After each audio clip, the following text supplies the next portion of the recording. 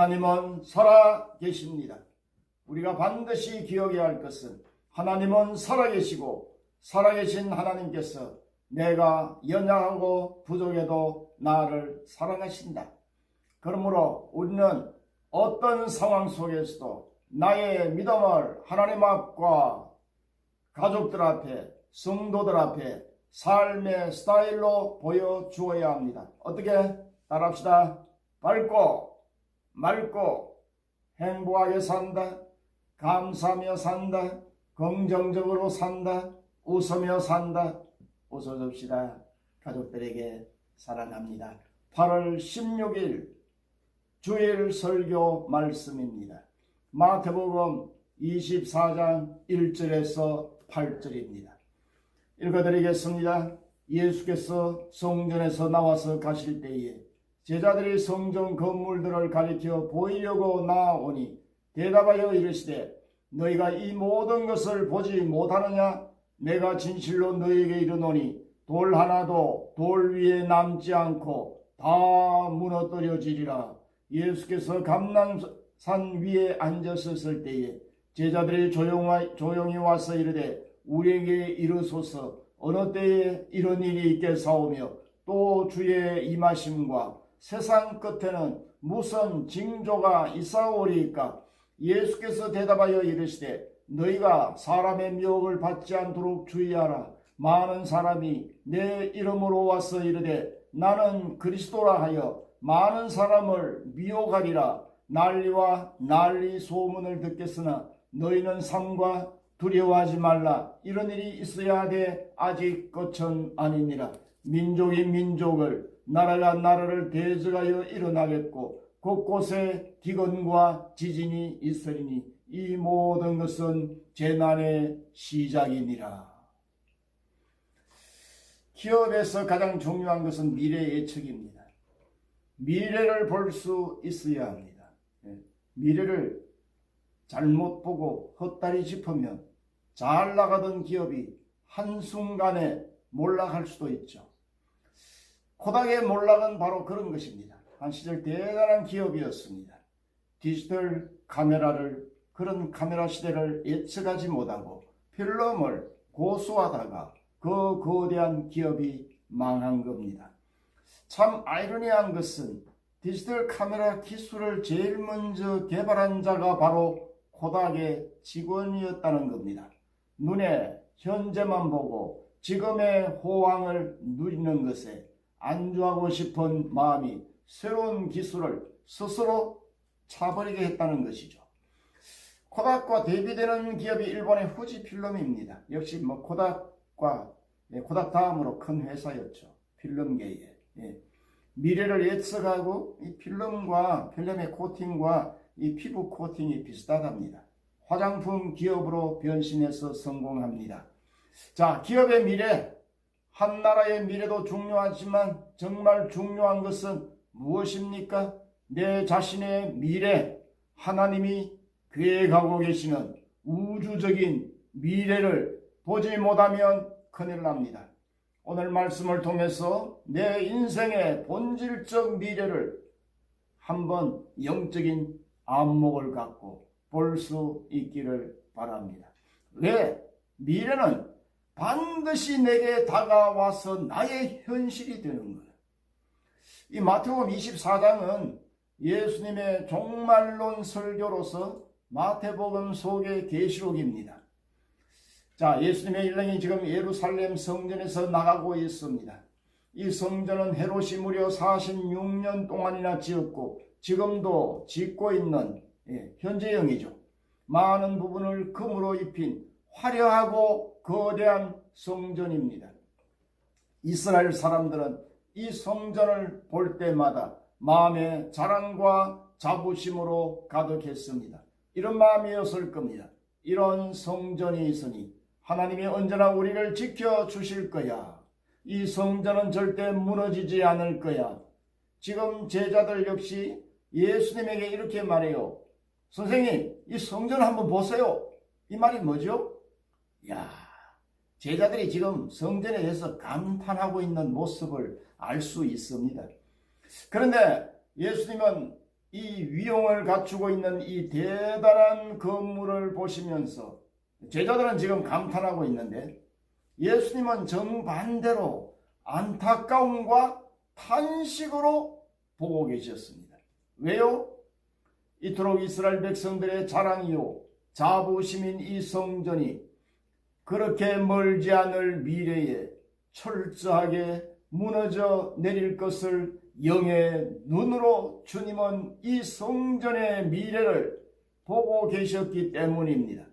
그래서 누가복음에 보면 평화의 도성 예루살렘을 보시면서 누가복음 19장 41절에 가까이 오사 성을 보시고 우시며 다 감탄하는데 이르시되 너도 오늘 평화에 관한 일을 알았더라면 좋을 뻔하였거니와 지금 내 눈에 숨겨졌도다. 날이 이를지라 내 원수들이 토둔을 쌓고 너를 둘러 사면으로 가두고 또 너와 및 그 가운데 있는 내 자식들을 땅에 메어치며 돌 하나도 돌 위에 남기지 아니하리니 이는 내가 보살핌 받는 날을 알지 못함을 인함이니라. 사랑하는 성도 여러분, 하나님은 우리에게 재난을 피하도록 도와주고 싶어 하십니다. 평화에 안주하지 말고 종말의 때를 언제나 생각하고 살라는 겁니다. 심판의 때, 환난의 때가 내 생애에 닥칠 수도 있습니다. 지금의 평화스러운 모습만 보고 이 평화가 영원히 내 생애에 지속될 것이라고 생각하지 말고 언제나 겸허한 마음으로 허리를 동이고 준비하고 살라는 분부입니다. 예수님은 지금 이중적 종말을 말씀하고 계십니다. 멀리 있는 산을 보면 저도 여기서 산이 그냥 보입니다. 멀리 있는 산이나 좀 덜 멀리 있는 산이나 같이 한 평면에 보여요. 멀리 원근의 산들이. 예수님은 예루살렘의 멸망과 인류에게 불어닥칠 우주적 종말을 같이 보시고 제자들에게 말씀하고 계십니다. 예수님의 이 예언처럼 주 66년에 일어난 유대전쟁, 그 당시 이스라엘은 로마의 속국이었지만 로마에 항거하는 자들이 있다는 핑계로 예루살렘을 침공해서 예루살렘 성전은 AD 70년 예수님의 예언대로 로마의 티투스, 나중에 이제 황제가 되죠. 티투스에 의해서 철저하게 파괴됩니다. 성전이 불탈 때 금이 녹아내려 돌을 덜추었다는 거예요. 금을 찾기 위해서. 돌 하나 돌 위에 남지 않았다고 그렇게 역사는 전해주고 있습니다. 이 전쟁은 바로 우주적 종말 마지막 때를 알리는 시금석으로 주님은 지금 말씀하고 계신 거예요. 이 본문이 주는 메시지가 있습니다.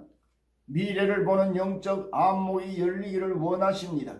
그것을 알려주고 계십니다. 미래를 보지 못하고 준비하지 못하면 망한다는 거예요. 알아라는 거예요. 소돔과 고모라는 안전하다, 평안하다고 생각하고 하나님의 심판을 생각하지 못하고 그냥 타락 가운데 산 겁니다.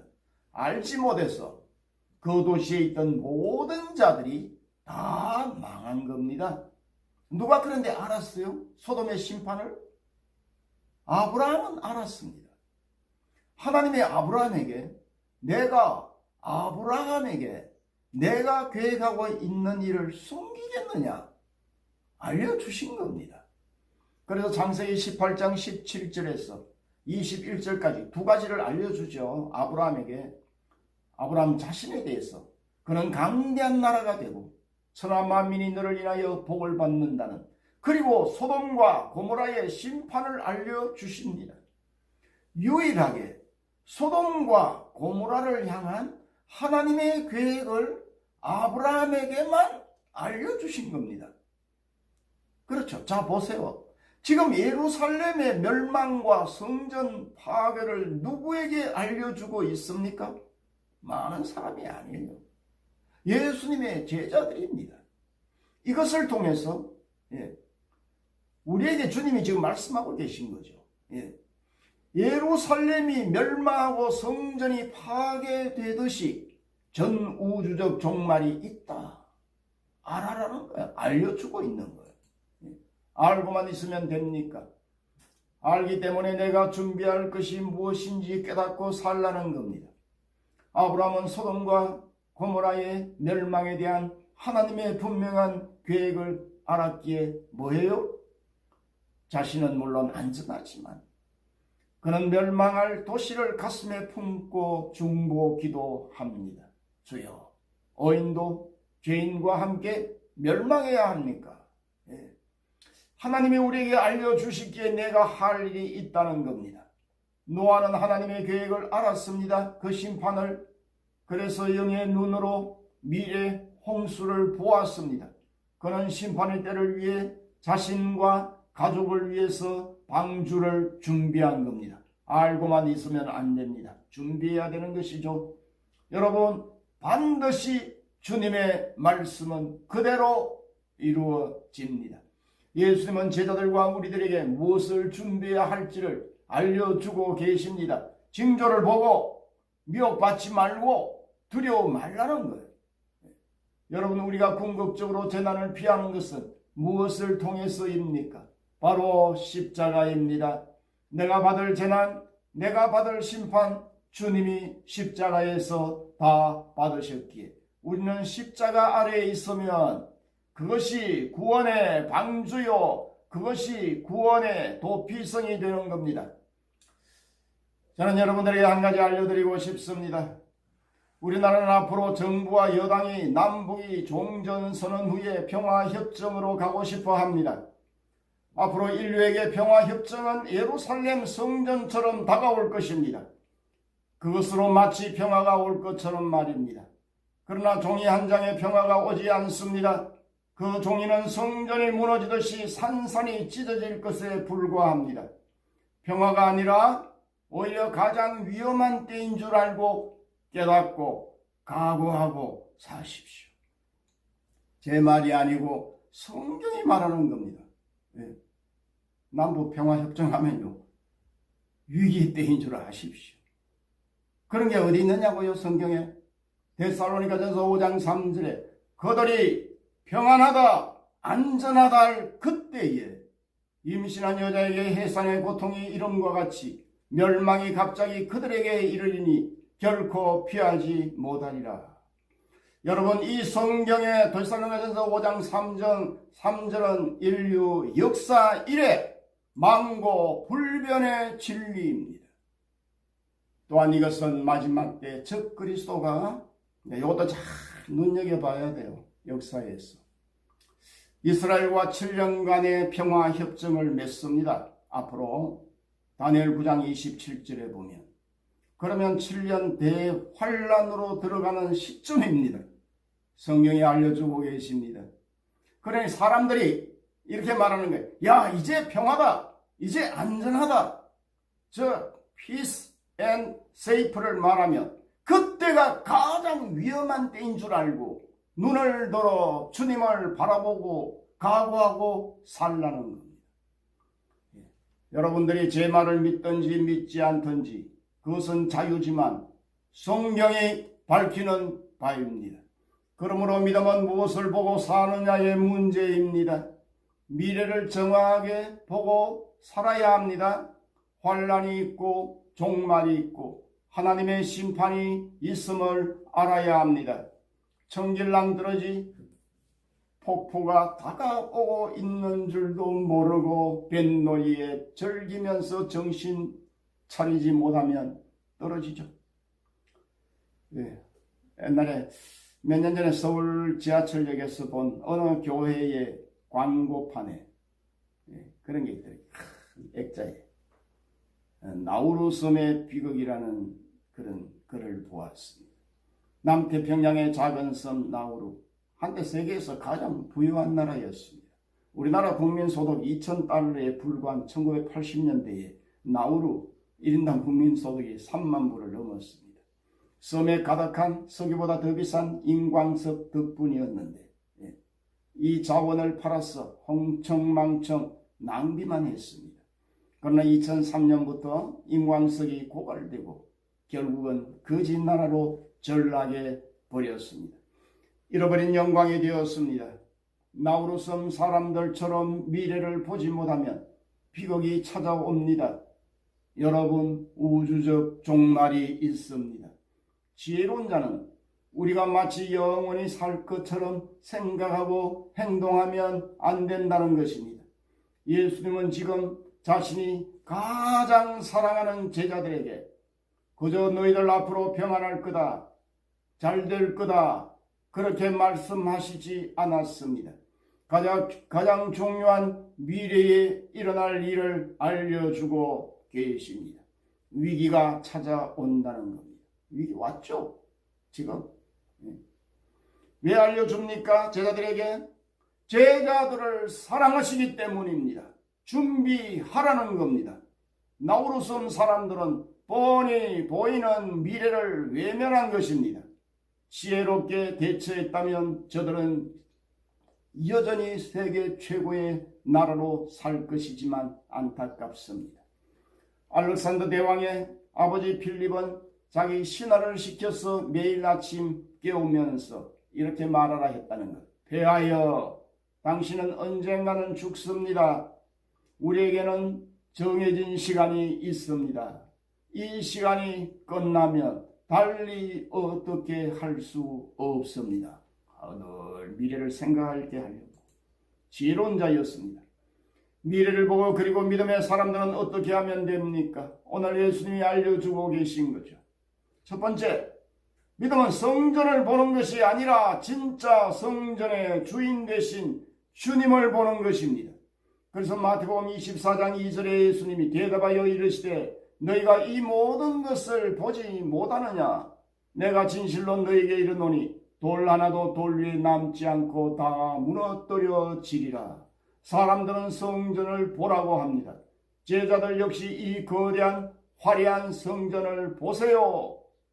화려한 현실에 현혹되어 삽니다.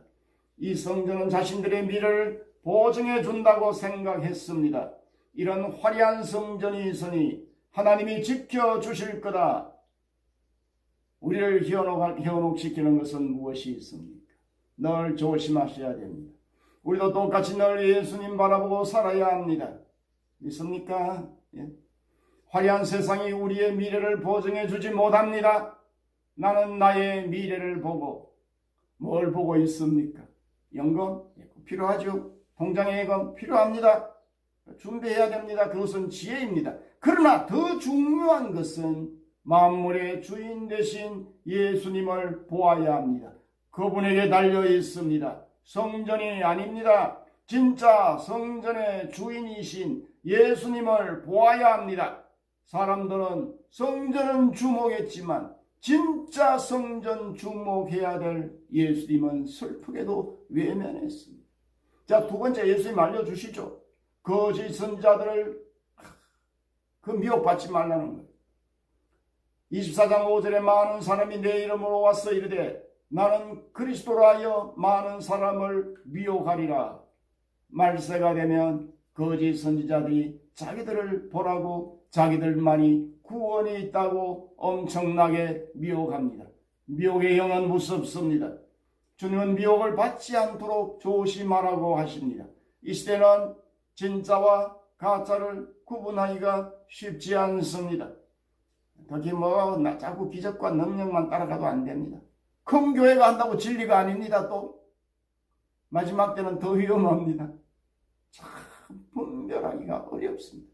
큰 교회가 권력이 결탁하게 되거든요. 하여튼 늘 말씀에 깨어 있으라는 거예요. 예?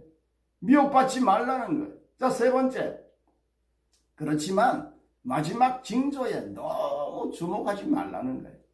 그러면 두려움이 밀려옵니다. 6절에 난리와 난리 소문을 듣겠으나 너희는 삼가 두려워하지 말라. 이런 일이 있어야 돼 아직 끝은 아니니라. 두려워하지 말라는 거예요. 그래서 예수님은 지금 난리와 난리의 소문을 들을 때에 두려워하지 마라. 말세의 징조에 너무 집중하면 우리의 삶이 의기소침해집니다. 그런 징조를 보고 미래를 깨달아야 하지만 그 징조로 인해서 두려움이 찾아올 수 있습니다.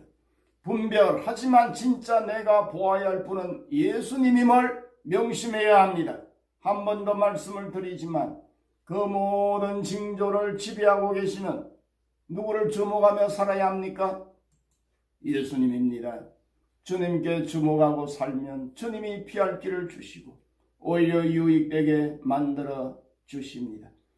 루트의 말처럼, 스피노자의 말이라는 말이 있지만 루트의 말이라고 합니다. 내일 종말이 온다 해도 나는 오늘 한 그루의 사과나무를 심겠다. 그러므로 우리는 종말에 관해 두 가지의 삶의 자세가 필요합니다. 종말론적 삶에 대해서 내일 정말 종말이 올 것처럼 겸허한 자세로 하루하루를 살아야지만, 두 번째 또 미래에 대한 꿈을 갖고 살아야 합니다. 사랑하는 성도 여러분, 이번 한 주간도 늘 외치십시오. 미래를 내가 직시하고 우리를 사랑하시는 주님 바라보고 승리하리라. 할렐루야. 같이 기도하겠습니다.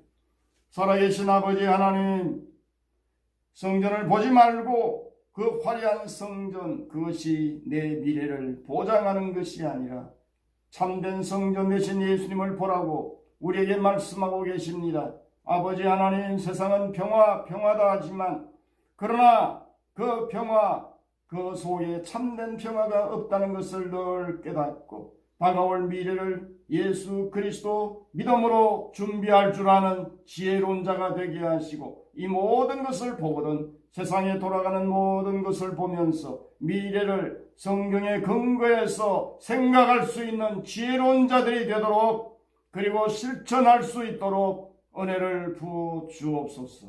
주님 늘 함께 하셔서 깨어있는 자가 되도록 주님 역사해 주시기를 원하며 감사하옵고 예수님 이름으로 기도하옵나이다. 기도합니다. 지금은 이 땅에 인간의 몸을 입고 오시고 십자가 위에서 우리를 구원해 주시고 내가 받을 모든 재난을 대신 받으신 예수 그리스도의 은혜와 우리를 사랑하사 독생자까지 아낌없이 내어주시며 미래를 알려주신 하나님의 무한하신 사랑과 성령의 위로 교통 역사 충만 감동 내주하심이 미래를 보면서 오늘 준비하기를 원하는 이 자리에 있는 모든 주의 백성들에게, 그리고 시청자들에게 지금부터 영원토록 함께 있을지어다. 아멘.